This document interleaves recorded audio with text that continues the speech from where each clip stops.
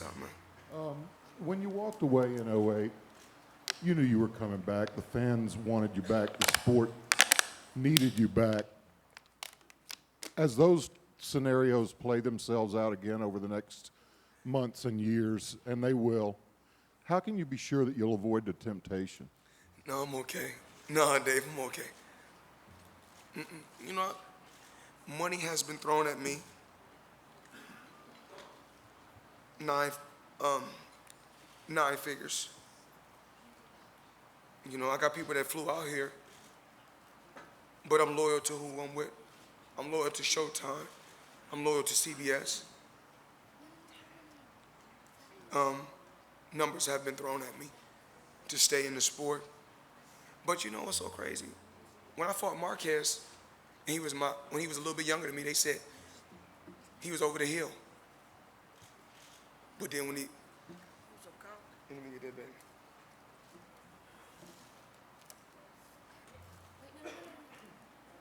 Okay, well, dress it up for me, baby. Dress it up for me. It's just so many double standards. It's like, damn if I do, damn if I don't. When when I fought Mosley, I don't really know what his age was, but I think we was like 4 years apart or something like that. We both was in our 30s. But then they say he was over the hill. When I fought De La Hoya, he was younger than I am now, but when I fought him, they said he was over the hill. But when I beat Marquez and he came back and knocked out Pacquiao, but when I beat him, they said he was over the hill, but when he beat Pacquiao, they didn't say nothing. I mean, I just say, that's just how they are.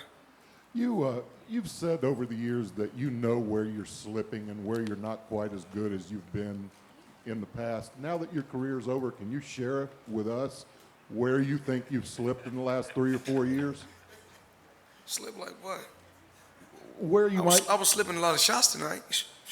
You were also going to the ropes to conserve energy and save your legs a little bit. You're a different fighter than you were. Absolutely not. No, I wasn't. I mean, that's the game plan. That was the game plan. It's chess. Don't worry about it. You know I'm a master at this, Pops. That was the game plan. When I went back to the corner, my dad said, keep doing what you're doing. And I said, and you know, I just want to thank, you know, Otis, Boza, Eddie Mustafa. I mean, there's so many guys, you know, my guys from Hollywoodland. You just said somebody at McDonald's. Hold on, Dave. I got you.